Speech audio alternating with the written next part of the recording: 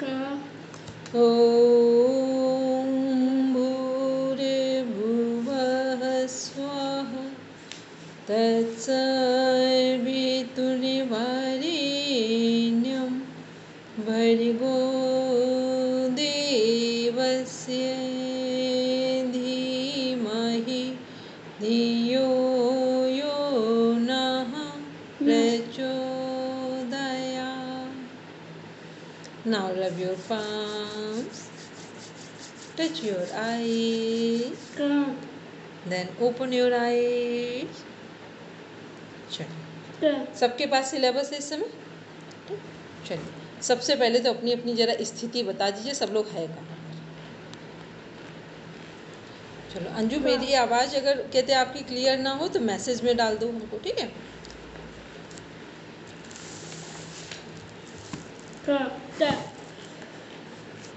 मीता ma'am बोलिए, आपका जो यूनिट सिलेबस ओपन करिए.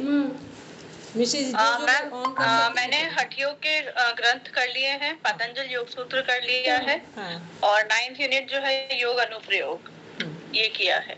और बाकी फर्स्ट पेपर में 2 टॉपिक किए हैं, आईसीटी और एक और किया है मैंने भी. तो ये वाला जो है क्या बोलते हैं इसका, तो 10th यूनिट तो मेरे समझ से आपके लिए कुछ ऐसी टफ है नहीं.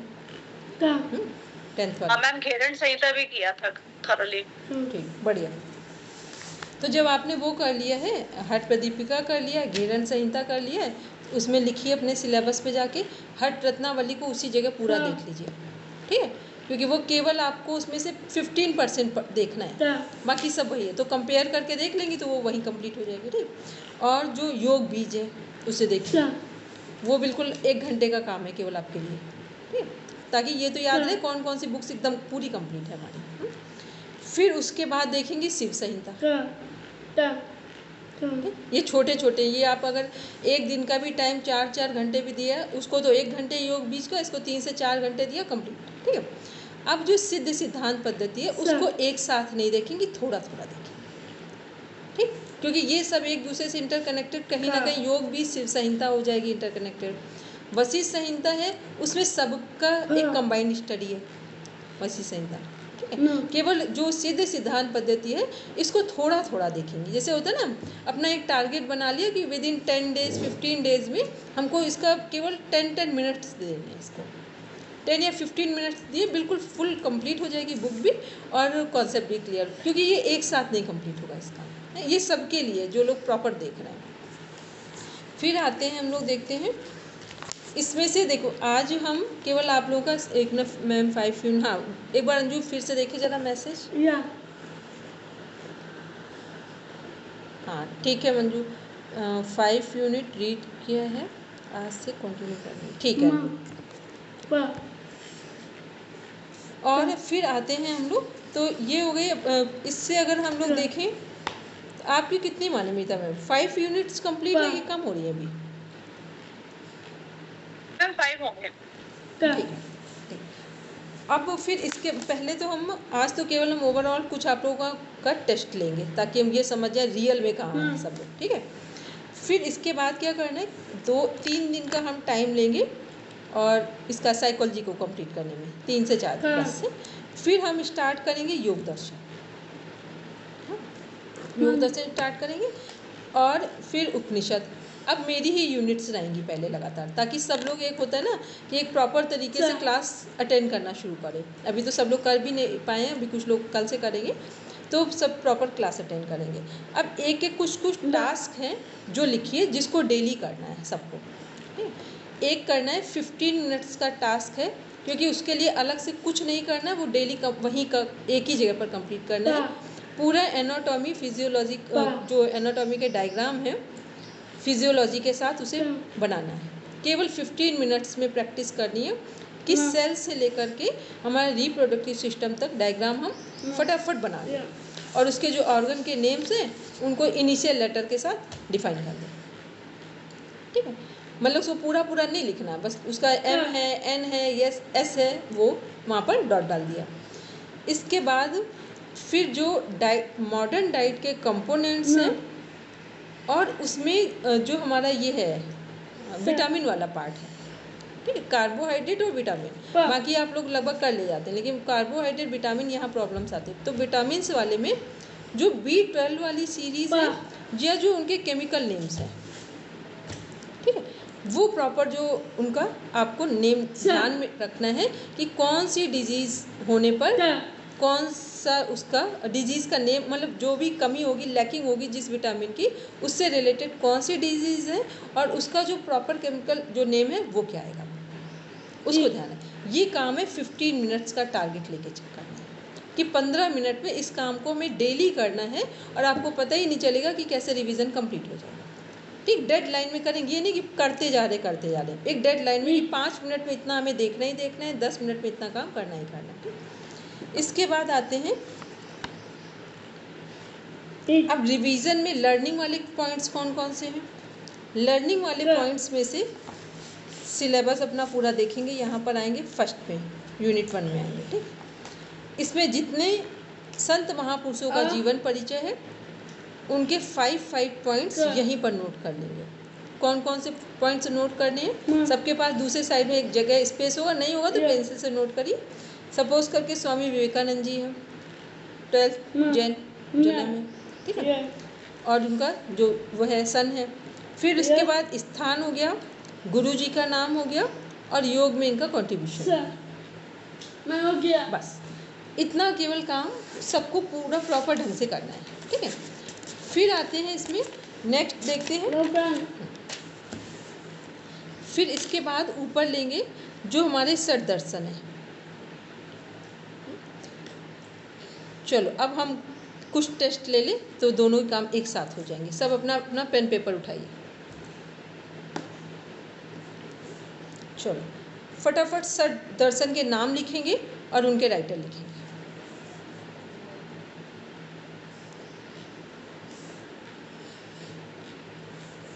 जो लोग अपना कैमरा ऑन कर सकते हैं वो लोग ऑन कर लेंगे, जो नहीं कर सकते हैं तब कोई बात नहीं, क्योंकि ऑन करके बैठेंगे तो लगेगा आप सच में पढ़ रहे हैं।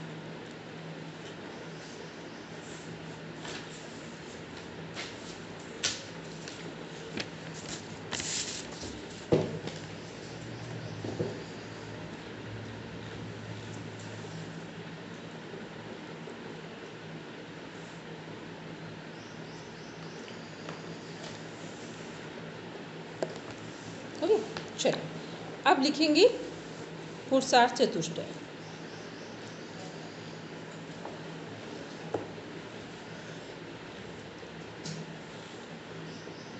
प्रस्थांतरय,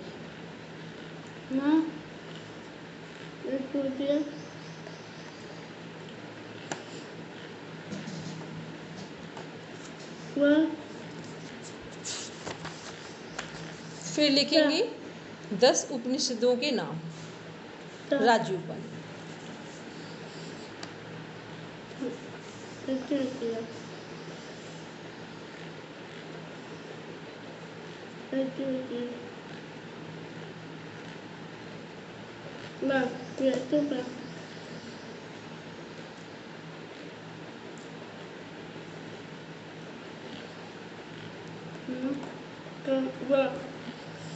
ठीक है।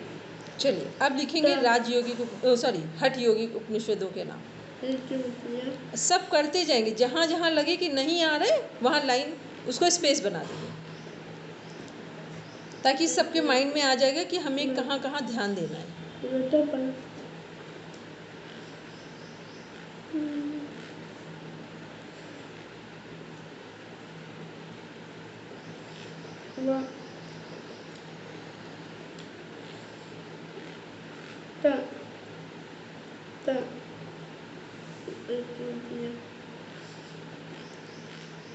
सब लोग लिख रहे हैं तो हैंड रेज कर दें। मीता मैम तो हमें दिखाई दे रही है। चलो ठीक है।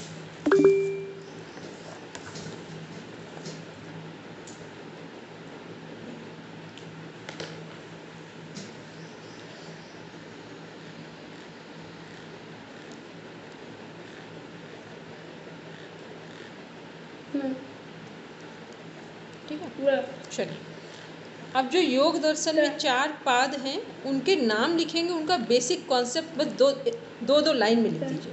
2 लाइन में या 2 अक्षर में, जैसे आपको लगता हो। कॉमा लगा के लिखना हो तो 2-2 लाइन में लिखिए, और वर्डिंग्स में लिखना हो वर्डिंग्स में लिखिए।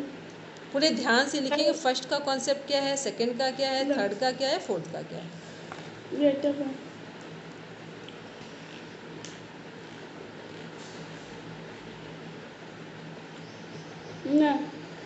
मैम एक बार फिर से रिपीट कर दीजिए। हाँ, हमने बोला कि जो योग दर्शन है उसके 4 पाद हैं, ठीक है। 4 पाद में फर्स्ट में क्या बेसिक कॉन्सेप्ट, फर्स्ट में क्या डिफाइन किया गया है, सेकंड में क्या है, थर्ड में क्या है, फोर्थ। पूरा नहीं करना, बिल्कुल जो जेन्युइन चीज़ें हो, जो मोस्ट इम्पॉर्टेंट आपको याद हो वो लिखेंगे, और उनको वर्डिंग्स में लिखेंगे। वैसे नहीं लिखेंगे ये है ऐसा होता, ऐसे नहीं लिखेंगे।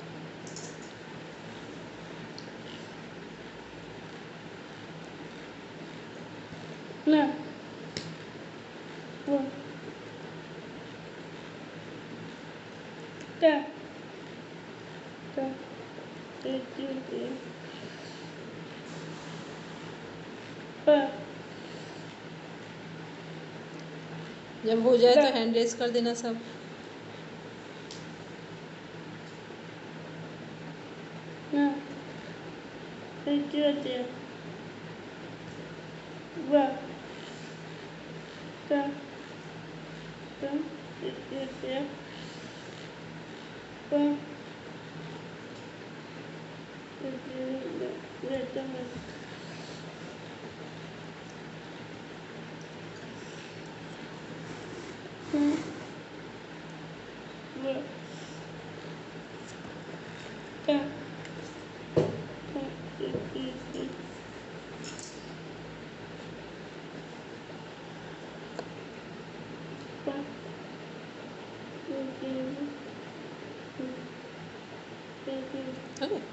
ठीक है, चलिए अब आते हैं योग वशिष्ठ का बेसिक कॉन्सेप्ट क्या है,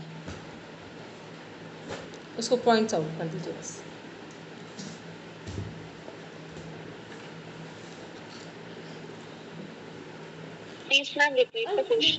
हमने कहा योग वशिष्ठ का बेसिक कॉन्सेप्ट क्या है वो लिखिए।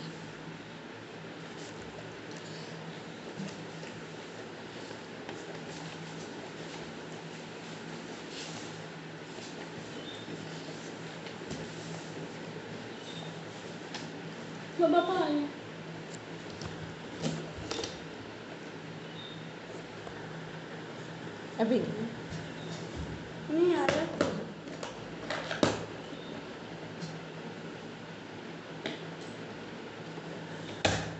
चलिए अब लिखेंगे श्रीमद् भगवद गीता में जो आपके कोर्स में सिलेबस में है उनमें कौन कौन से चैप्टर्स इंक्लूड हैं,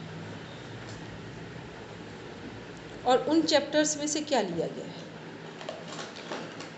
क्वेश्चन रिपीट करें, आपके सिलेबस में श्रीमद् भगवद गीता के कौन कौन से चैप्टर्स इंक्लूड हैं, और उसमें क्या क्या पूछा गया है।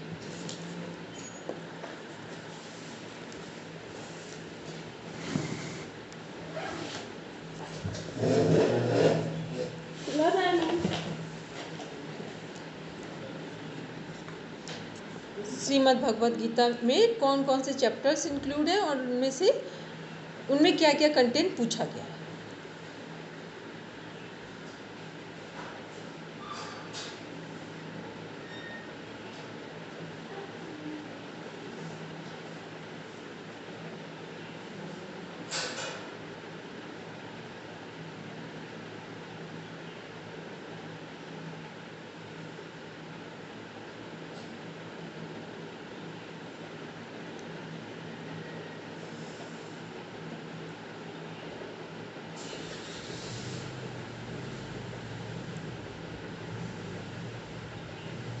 सब लोग पूरी ऑनेस्टी के साथ रिप्लाई करना, जो नहीं आता हो उसको अपने मन से एक्सेप्ट करना, स्पेस बना देना।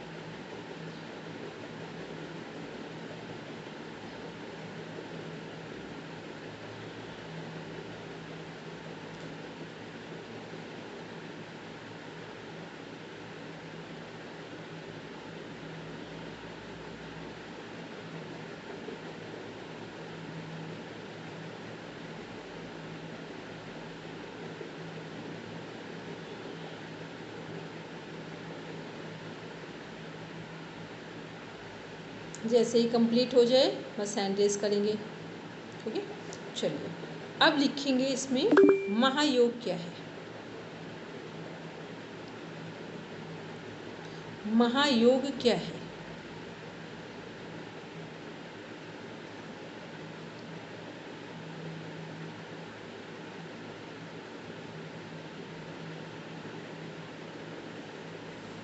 अब इसके बाद लिखेंगे 24 तत्वों का सांख्य दर्शन के अनुसार, 25 तत्वों का, 25 और 26, ठीक है। अब हम इसके बाद नहीं बताएंगे ये सांख्य दर्शन के अनुसार है कि योग दर्शन के अनुसार है, ये आप उस पर अपने से लिखेंगे कि 26 कहाँ पर तत्व आ रहे हैं। ये चार्ट बनाएंगे।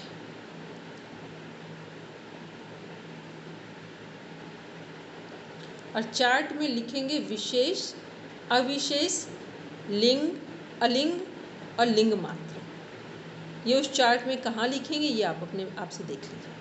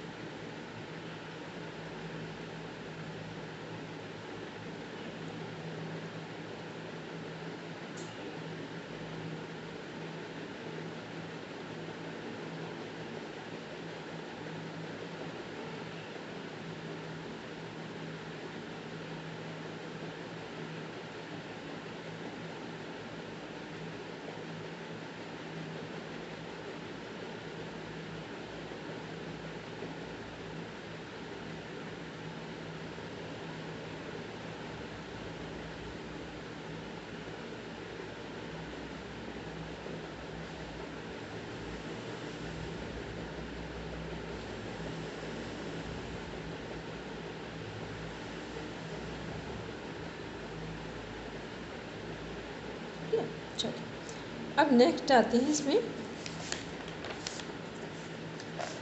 जो हठ योगी ग्रंथ हैं उनकी बुक्स के नेम लिखेंगे राइटर के साथ। ये सब करते जाना, जहाँ जहाँ लगे कि नहीं आंसर दे पा रहे वहाँ स्पेस बना देना।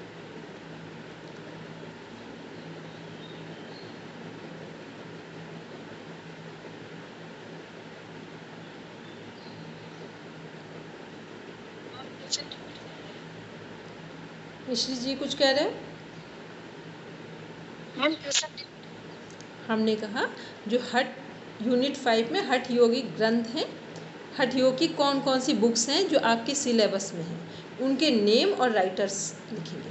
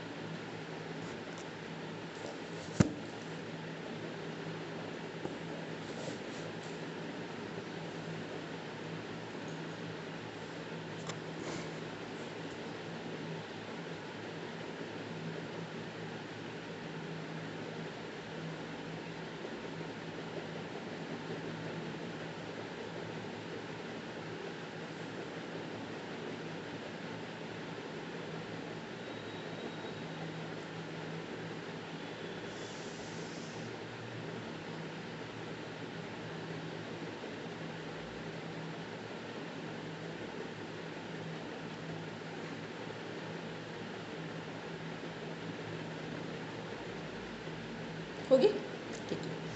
चलिए अब आते हैं इसमें एनाटॉमी फिजियोलॉजी में सेल, टिश्यू, ऑर्गन, सिस्टम और स्केल जो ये है हमारे सिस्टम से 11 सिस्टम के बाद बॉडी फॉर्मेशन है।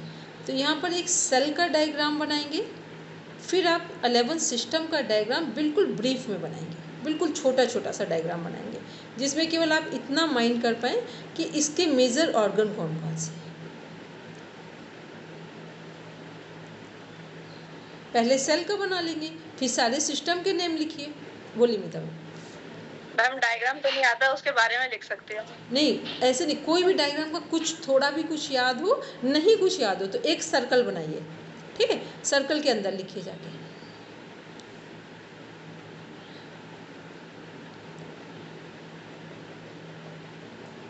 आज आपको रिमाइंडर मिल रहा है कि अब हमें क्या तैयारी करनी है।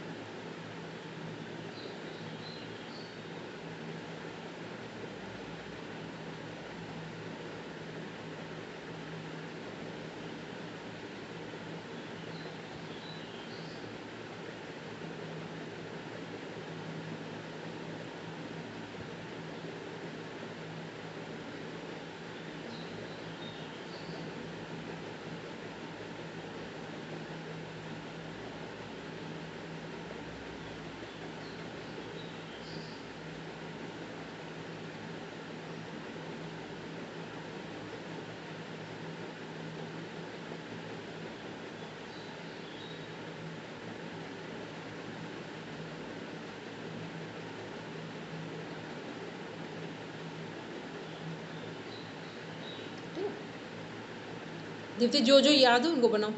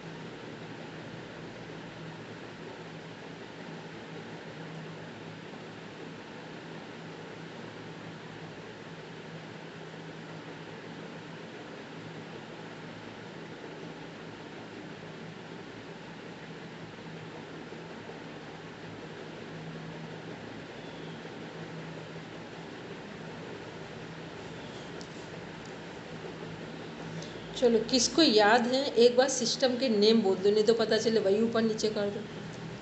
ये सिस्टम का ही सिस्टम देख ले हम जो 11 सिस्टम है जिसको नेम लर्न है। हाँ दिव्या बोलो, सीक्वेंस में बोलो पूरा। Ma'am integumentary system, skeleton system, muscular system, nervous system, endocrine system, ये बताओ दिव्या, हमको ये बताओ पहले स्किन आ गई, स्केलेटन बाद में आया है? अरे नहीं अब सही करके बोलो। अब सबसे पहले ma'am skeleton system, muscular system, integumentary system, फिर नर्वस सिस्टम, फिर एंडोक्राइन सिस्टम, फिर रेस्पिरेटरी सिस्टम, उसके बाद मैम डाइजेशन सिस्टम। सीधा हार्ट का निकाल के बाहर कर दिया दिव्या? नहीं मैम, कार्डियोवास्कुलर सिस्टम, फिर आएगा डाइजेस्टिव सिस्टम। नहीं अभी एक सिस्टम और है, एक सिस्टम और है, किसको याद है? सर्कुलेटरी सिस्टम के पास एक सिस्टम और है, लिम्फेटिक सिस्टम। फिर मैं डाइजेस्टिव सिस्टम, फिर यूरिनरी सिस्टम, फिर रिप्रोडक्टिव। ठीक है चलो, अब इन पहले सिस्टम्स को एक साइड लिख लो, फिर इसके अकॉर्डिंग बस डायग्राम बनाते जाओ। डायग्राम का मतलब जिनको सही आता वो सही बनाना, नहीं आता सर्कल बनाओ, उसके अंदर ऑर्गन्स के नेम लिख दो कि मेजर ऑर्गन कौन से हैं। ठीक है, दीप्ति बना लिए कि भूल गई हो? बना लिए, सही बनाया, ठीक है। अच्छा, दीप्ति ने ऐसे बना दिया, वो भी सही है, ठीक है, ठीक। चलो, तो लिख दिए ना सारे ऑर्गन, मेन तो लिख दिए ना दीप्ति? ठीक है, चलो अभी देख लो, और भी कुछ करेक्ट करना हो कर लो। एक सेल का बनाओ दीप्ति, हमने बोला था सबसे पहले सेल का बना लिया। अच्छा ठीक ठीक ठीक। चलो, जिनका बन गए सभी डायग्राम यदि बन गए हैं तो वो प्रॉपर सिस्टम के सामने ग्लैंड्स लिखें और ग्लैंड्स के सामने हार्मोन्स लिखें। पता है 50% टेस्ट तो वैसे ओरल वाला है।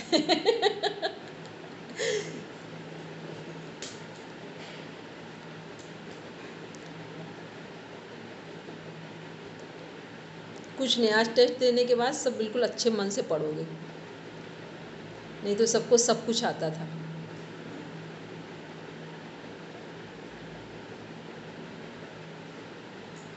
लार्जेस्ट पार्ट एनाटॉमी फिजियोलॉजी है जो सबसे ज़्यादा टाइम लेता है। नहीं, इसीलिए हमने कहा मित्र मैम सबके लिए है 15 मिनट्स की प्रैक्टिस। और ऐसे नहीं करेंगे बना रहे हैं, फिर हमने बोला डेडलाइन में बनाएंगे, क्योंकि डेडलाइन में जब कोई काम करते हैं ना तो माइंड उसी के अकॉर्डिंग टाइम के साथ अपने आप को कनेक्ट कर लेता है।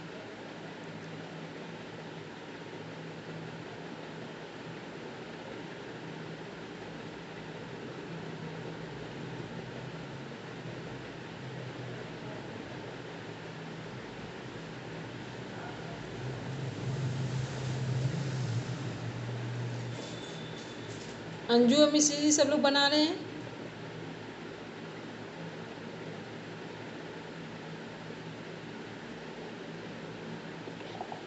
Yes ma'am. ठीक है,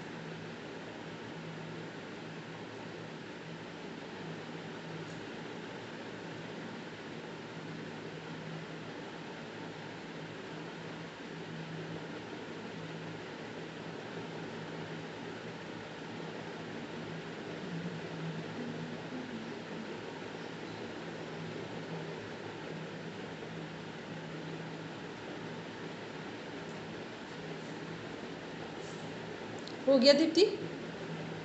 मैम मैम अभी नहीं। मैम एक दो हार्मोन्स लिखने हैं, सब लिखने हैं, सब तो नहीं याद आ रहे हैं।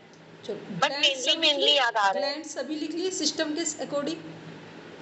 हाँ ग्लैंड मैम। ठीक है, चलो फिर ग्लैंड्स जब लिखे तो जहाँ जो हार्मोन्स पता हो वो करो, नहीं तो फिर वहाँ पे जो डिजीज़ होती है उनके नाम लिख दो, किस ग्लैंड में कौन सी डिजीज़ होने के चांसेस हैं उस हार्मोन्स की लैकिंग में।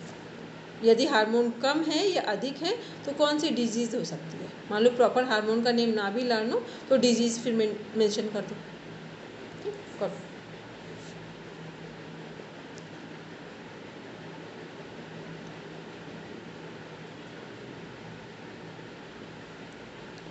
मिश्री जी आपकी आवाज़ नहीं आ रही है, वर्क कर रहे हो? ठीक ठीक, करो।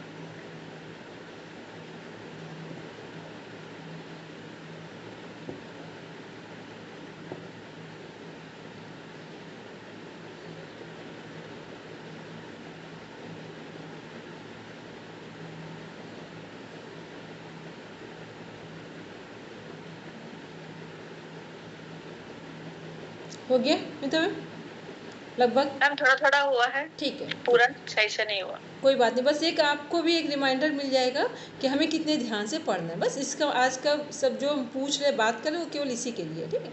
चलिए अब एक क्वेश्चन का आंसर देंगे। हार्मोन्स किसके बने होते हैं? हार्मोन्स किसके बने होते हैं, किससे बनते हैं? क्वेश्चन पूछा जा चुका है। प्रोटीन से। और प्रोटीन किससे बनते हैं या किससे के बने होते हैं? अमीनो एसिड से। ठीक, पूरा एक सर्कल बना लेंगे एरो करके। हार्मोन प्रोटीन से, प्रोटीन अमीनो एसिड से। बोलेंगे अंजू? अंजू आवाज। जो मतलब स्टोन हो जाते हैं तो अरे मैम जो स्टोन हो जाते हैं, जैसे किडनी में स्टोन हो गए, तो वो भी प्रोटीन के वजह से है ना? जब स्टोन होता है, सब ये क्वेश्चन आ चुका है, इसको प्रॉपर मेंशन कर लीजिए। स्टोन में हमेशा क्या कलेक्ट होता है? कैल्शियम। ठीक, स्टोन में क्या कर एक्सेस कैल्शियम होता है वो स्टोन। क्योंकि इस समय लोग क्या करते हैं, उन्हें लगता है शरीर में, बॉडी में कैल्शियम की कमी है तो कैल्शियम लेना शुरू कर देते हैं। लेकिन कैल्शियम डाइजेस्ट भी हो रहा है कि नहीं हो रहा है? तो कैल्शियम को डाइजेस्ट होने के लिए क्या चाहिए? विटामिन डी चाहिए। ठीक, कोई भी कैल्शियम तभी बॉडी में डाइजेस्ट होगा जब उसे विटामिन डी किसी भी तरीके से मिल रहा हो। ठीक है, नहीं तो फिर वो इंडाइजेशन होने लगे, और इंडाइजेशन में क्या वो कलेक्ट होना शुरू हो जाएगा। और जब जब कैल्शियम कलेक्ट होगा तो वो हमारे स्टोन में कन्वर्ट होंगे। और इसको ठीक करने का नेचुरल प्रोसेस क्या है? फास्टिंग है। क्योंकि जैसे ही हम 8 घंटे से अधिक की फास्टिंग कर लेते हैं तो शरीर में जो सेल का लाइसोसोम्स है, वो क्या करता है? वो हमारा जो जमा कैल्शियम है, डिपॉजिट कैल्शियम है, उसको क्या करता है? वो खाना शुरू कर देता है। तो इसीलिए फास्टिंग से स्टोन वगैरह की प्रॉब्लम्स को बहुत जल्दी रिलीफ कर दिया जाता है, आराम दे दिया जाता है। ठीक, चलिए अब आते हैं नेक्स्ट। वात पित्त कफ जो आयुर्वेद के त्रिदोष हैं, उनसे कितनी तरह की डिजीज़ होती हैं? वात से कितने प्रकार की होंगी, पित्त से कितने प्रकार की होंगी, और कफ से। और इनका शमन कैसे करेंगे? जो आहार निद्रा ब्रह्मचर्य है, इनमें से शमन के क्या क्या तरीके हैं? कुछ और भी एक दो पॉइंट्स हैं कैसे शमन होगा। पहले लिखेंगे टाइप्स ऑफ डिजीज़ कितने प्रकार की हो रही है, फिर वात का शमन कैसे होगा, पित्त का कैसे होगा, कफ का कैसे होगा। मैम जो रस बताए गए हैं इनके लिए वो लिखने हैं कि किन रसों के माध्यम से होता है इनका शमन। वात का शमन होता है मालिश से, मालिश। ठीक है, पित्त का शमन अच्छी नींद से,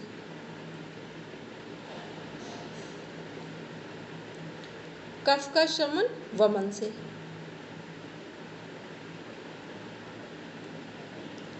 और किसी भी तरह का फीवर होगा तो वो उपवास से, लंघन।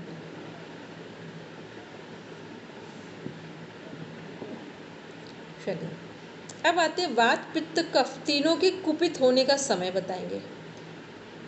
कुपित क्या बोलेंगे? जब वो एक्टिव मोड में होते हैं। कुपित तो एक अलग चीज़ हो गई कि जब वो प्रॉब्लम से दे रहे हैं, जब वो उनका प्रॉपर टाइम है। कुपित का मतलब हो गया जब जिसके टाइम पर जो काम नहीं करेंगे वो दूसरे टाइम पर कुपित हो जाएगा, नेगेटिव मोड में आ जाएगा। दीप्ति क्वेश्चन समझ आया अभी कि नहीं आया? हमने कहा वात पित्त कफ जो है, वात का क्वेश्चन टाइमिंग क्या समझ में है? आया लेकिन आंसर नहीं आता। चलो कोई बात नहीं, अभी पहले लिखे सब लोग फिर बात करते हैं।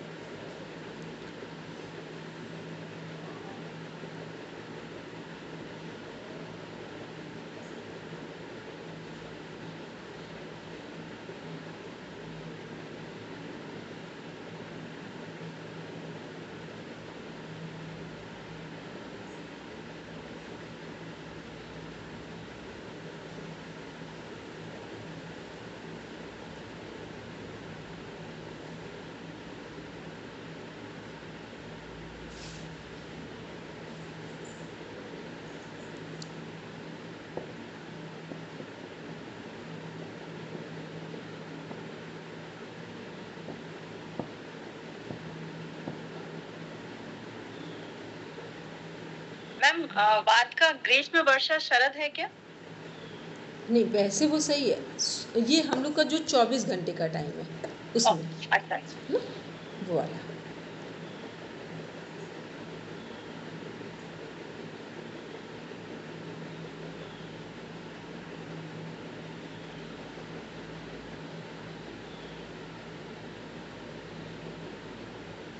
उसका एक सर्कल बनेगा, जो एक बार होगा वही दूसरे बार भी होगा।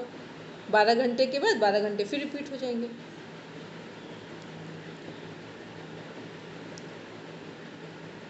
मीता मैम बोलिए, ताकि जिनको याद है ठीक है, नहीं है तो लिख लेंगे। बात का टाइम बोलिए, गलत होगा सब बता देंगे। मैम पित्त का 10 से 2 है। Very good. 10 से 2 दिन का भी है और रात का भी है। और कफ का 6 से 10 है। Very good. 6 से 10 सुबह का भी है और शाम का भी है। और वात का 2 से 6। हाँ, सुबह 2 से 6 और फिर जो दिन का 2 से 6 यहाँ पर भी बात का टाइम है, ठीक है। तो हार्ट अटैक मोस्टली किस टाइम पर आते हैं? मॉर्निंग में, जो 2 बजे वाला टाइम है।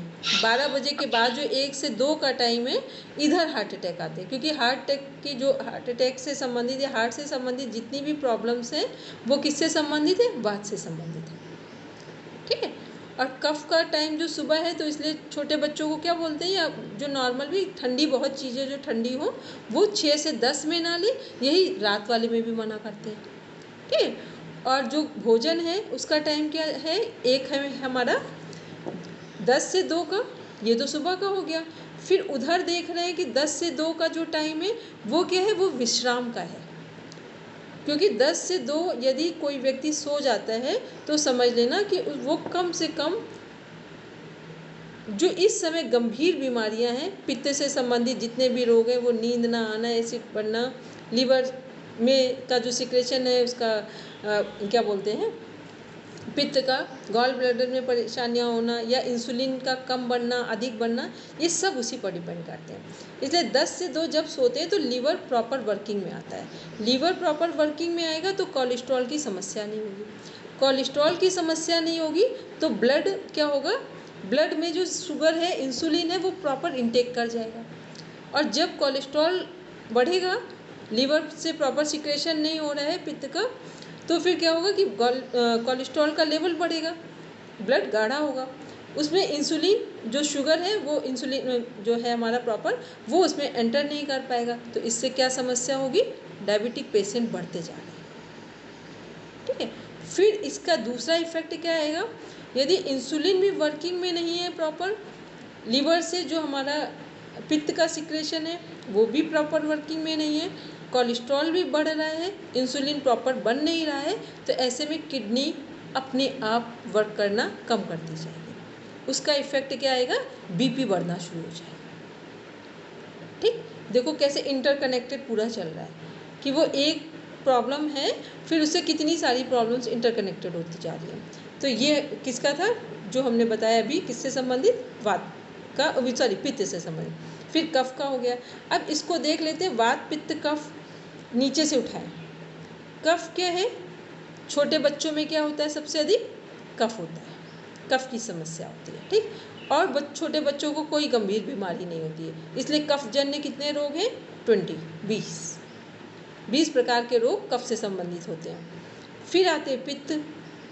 पित्त से कितने प्रकार के रोग हो रहे हैं? 40 प्रकार के, 40 type, there are 40 types of disease can be created पित्तास। तो पित्त क्या है हमारा? पित्त से जो 40 प्रकार के हो रहे थे, ये कौन सा टाइम है? टीन एज के बाद से लेकर, या टीन एज से बोले, फिर ये हमारा 45 तक का टाइम जा रहा है अप्रॉक्स, ठीक।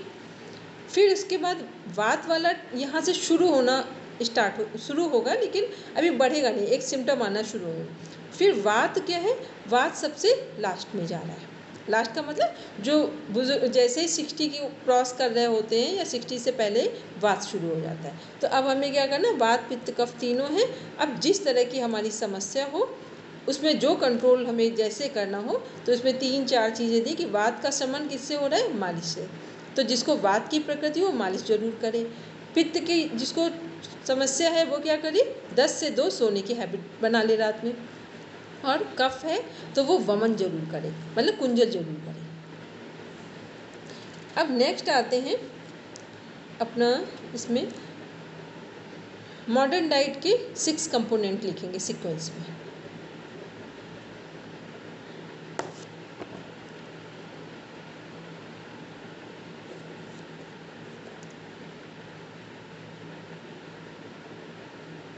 ट्यूशन क्या बोला? लिख ली? ठीक। मैम क्वेश्चन पूछ रहे हैं मिश्री जी। अच्छा, मॉडर्न डाइट के 6 कंपोनेंट्स लिखेंगे। कार्बोहाइड्रेट से स्टार्ट होता है।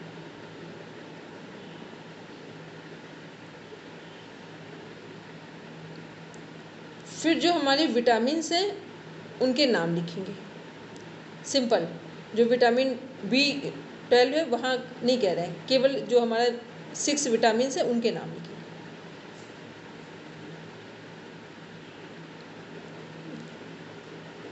कुछ कह रहे हैं मैडम? हो गया, ठीक है। चलिए अब आते हैं नेक्स्ट हम लोग क्वेश्चन पे। चित्त प्रसादन क्या है? चित्त प्रसादन से किसकी चिकित्सा होगी? Physical, mental, emotional, social, spiritual, किसकी हीलिंग होगी? Ma'am emotional. हाँ, इमोशनल, भावनात्मक। चलिए अब कुछ नाम जल्दी जल्दी से लिखते जाएंगे। त्रिगुण,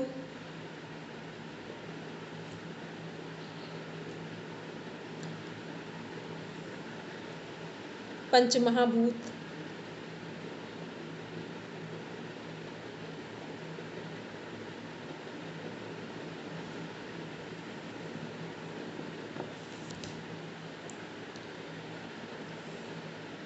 पंच प्राण,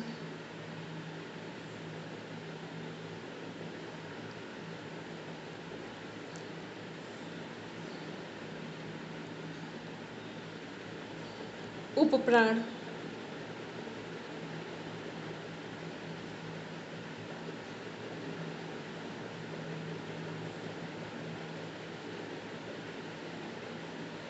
पंचकोश,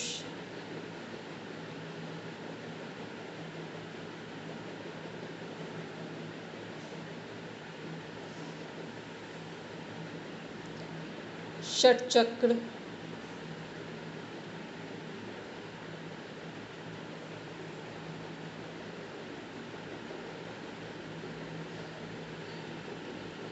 षट चक्र में सबके मंत्र लिख देंगे, बीज मंत्र।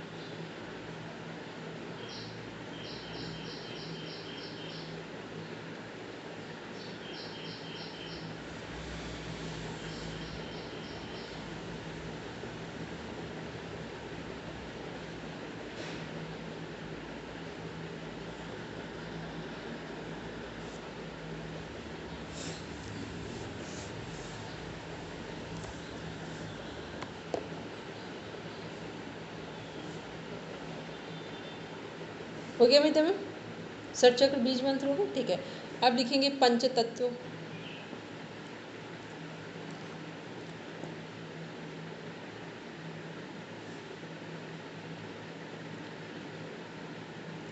त्रिशरीर,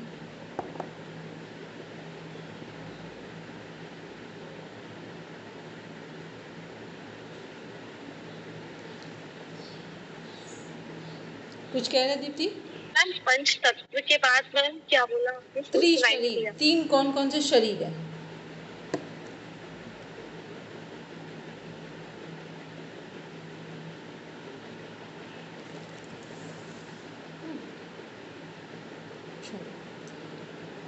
फिर नेक्स्ट लिखेंगे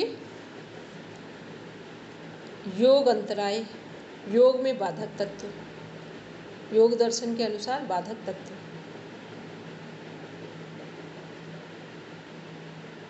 फिर उनके साथी,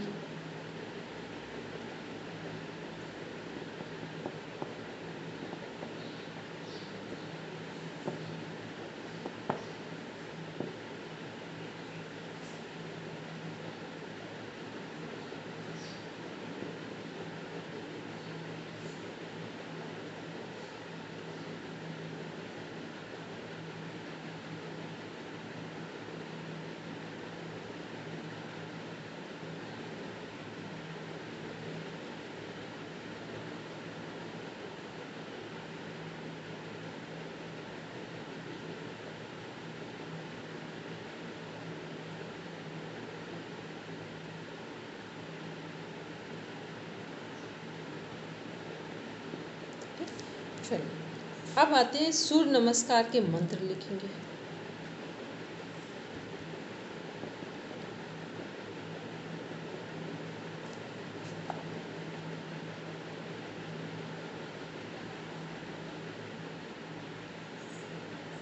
सूर्य नमस्कार के मंत्र।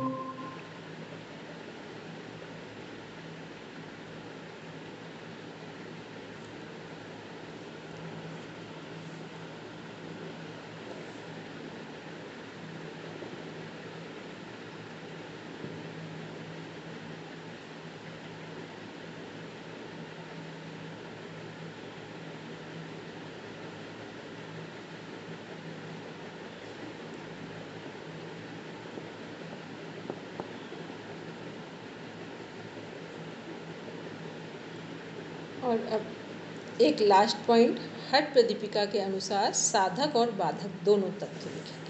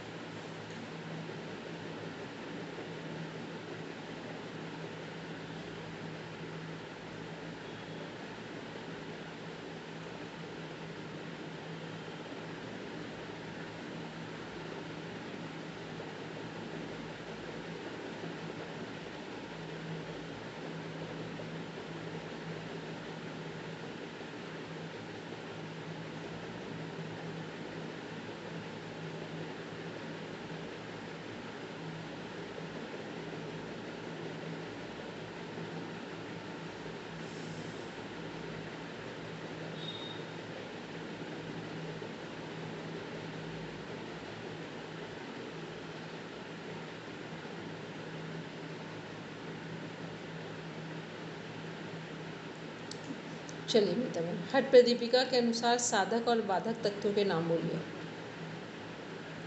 मैम, अत्याहार प्रयासश्च प्रजल्पो नियमाग्रह जनसंघश्च लौल्यं च षड्वीर्योगो विनश्यति उत्साह सासा धैर्य तत्व ज्ञानास निश्चिति जनसंघ परित्याग षड्वीर्योगो प्रसिद्ध्यति। चलिए, अब इसको आज ये जितना हमने काम करवाया इससे क्या समझ में आया, बस एक एक मिनट में सब लोग बोल दीजिए, बस फिर हम एक होमवर्क देते हैं। लगभग होमवर्क आप समझ गए होंगे कि हम क्या कहना चाह रहे थे। ठीक है, सबको क्या समझ में आया ये जितना काम किया अभी? मैम, कौन से पॉइंट पे ज्यादा काम करना है वो समझ में आया। मेरे को लग रहा है कि एनाटॉमी फिजियोलॉजी पे थोड़ा और महाभारत तो श्रीमद् भगवत गीता पे थोड़ा और ज्यादा फोकस करना। अभी देखिए इतना टाइम है, आप अपना केवल सब लोग ये मानकर चले कि 2 महीने हमारे पास हैं।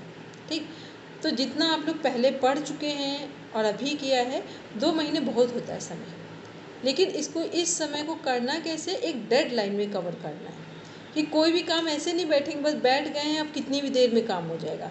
अपने आप से डिसाइड कर लेना जो काम आधे घंटे का है 30 मिनट का उसको 20 मिनट में रखना है कि हमें उस काम को। और ये जो एनाटॉमी फिजियोलॉजी जो 6 यूनिट है उसको फिर बोल रहे हैं अगेन कि सभी को डेली उस पर काम करना है, कोई दिन भी मिस नहीं करना है कि डायरेक्ट, क्योंकि वो इतना ईजी पार्ट है लेकिन वो प्रैक्टिस का है। वो डेली आप डायग्राम उसके बना रहे हैं, उससे रिलेटेड डिजीज़, उसके जो मेजर ऑर्गन्स हैं उसके फंक्शन है, उनकी लैकिंग में क्या होगा, उसके ग्लैंड्स कौन से हैं, उसके हार्मोन्स कौन कौन से हैं, वो सब आपको ऐसे इजी गोइंग लर्न हो जाएंगे। फिर उसी में जो मॉडर्न डाइट के कंपोनेंट्स हो गए, विटामिन B12, इन सब के अपने जो नेम हो गए, इन सबको 15 मिनट से देना है बस, लेकिन डेली देना है। ये 15 मिनट्स एक दिन का नहीं, जितना आज हमने देख पाए, कुछ नहीं हो तो आज क्या करना है कि केवल देख कर सोना है। फिर 2 दिन 3 दिन हम केवल देखेंगे, एक कॉन्सेप्ट आ जाएगा माइंड में, फिर बनाना शुरू करेंगे। ठीक है, तो प्रॉपर करके रखेंगे। और अब जितने लोग हैं, अभी और भी जो लोग हैं आज नहीं जुड़ पाए वो कल से जुड़ेंगे, तो सब लोग क्लास डेली अटेंड कर लेना, क्योंकि अब क्लास हम रन कराएंगे। ठीक है, अब हमको लेनी है क्योंकि अब एग्ज़ाम का टाइम आ रहा है, तो हम अपने अकॉर्डिंग रन कराएंगे क्लास। कभी कोई ज़रूरत हो तो फिर कोई और भी लेगा, उसमें कोई मैटर नहीं है, लेकिन अभी हम प्रॉपर तरीके से हमको क्लास लेनी है। तो सभी को कल से ज्वाइन भी करना। अब एक बार और बोलिए, कितने लोग प्राणायाम सुबह आधे घंटे कर रहे हैं? ठीक है, बाकी के जो लोग नहीं कर रहे हैं वो करेंगे। और इधर में हम अपने से कोशिश करें, कि बहुत सारे लोग कई बार कह भी चुके कि हम डेली तो नहीं करेंगे, लेकिन संडे के दिन प्रैक्टिस करवाएंगे अपने सामने। ठीक है, डेली आप लोग जैसे कर रहे, संडे के दिन मेरे सामने प्रॉपर प्रैक्टिस कर लेंगे। तो फिर एक होता है ना कि किसी टीचर के सामने कर लिया, फिर लगता है कहीं कुछ मिसिंग है, तो उसको हमने फिर एक्यूरेट कर लिया, सही कर लिया वहाँ पे। तो वो हम प्रैक्टिस करवाएंगे संडे को, और टाइमिंग रखेंगे 6:30 कह रहा हूँ। 6:30 या 7, जो भी आपको लगता हो वो आप अपने मज़े में बनाएं, बिल्कुल इजी गोइंग, क्योंकि आप भी रेस्टिंग मोड में जैसे उठ रहे हो वो उठिए, बस आधे घंटे के लिए फ्रेश होकर बस आधे घंटे वो किया प्राणायाम, फिर अपना काम किया, ठीक है। चलिए अब हम लोग कल साइकोलॉजी स्टार्ट करेंगे। आप अपना सिलेबस रीड कर लेंगे कि साइकोलॉजी में कितने पॉइंट्स हैं, वो सब रीड करके रखेंगे और कल से हम लोग स्टार्ट करेंगे। और जो काम हमने जैसे बताया उसको एज इट इज़ फॉलो करेंगे। पेपर वर्क जो है पेपर सॉल्व का वो सैटरडे और संडे में रखेंगे, बाकी दिन अपना वर्क करेंगे, ठीक है। चलिए सब बैठेंगे शांति पाठ के लिए, बोलेंगे दीपक? हाँ मैम ये पंच महाभूत और पंच तत्व मैम ये दोनों एक ही होते हैं ना मैम? इसमें थोड़ा दोनों एक ही कंफ्यूजन हो होते गया हैं, अभी। दोनों एक ही होते हैं। एक ही होते हैं ना? हाँ एक ही होते हैं, ठीक है। ओके चलिए। Thank you. ओम शांति शांति शांति, सर्वारिष्ठेषु शान्तिर्भवतु। Now rub your palms, touch your eyes, then open your eyes. चलिए सबको प्रणाम।